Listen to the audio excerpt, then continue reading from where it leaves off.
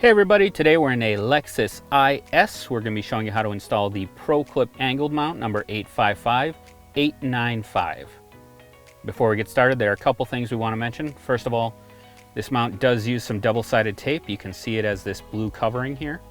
You're going to want to peel that blue covering off before you attach the mount to the dash. And that tape is designed so that if you ever have to remove the mount in the future, it's not going to leave any marks or residue behind. Second is always make sure you attach the mount to the vehicle before you screw anything into this faceplate. So with that, we'll get started. This mount is going to attach in two different seams. The first is this one right here, basically right above where the passenger temperature up slider is, right in there. The second seam is right up here between this hard piece of the vent and this softer piece of the dash, so right in here. The first thing we're actually going to do is take the included gap opener and we're going to insert it into this upper seam, basically right in line kind of with this side of the vent here.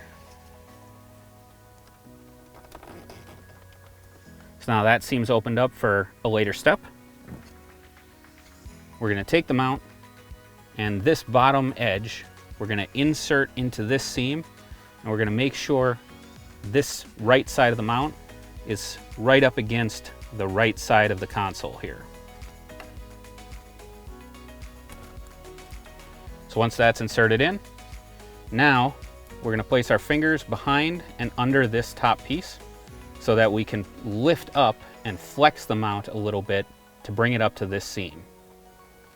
So you want to now use your fingers and flex the mount, bring it up to that seam, and then pull out the gap opener.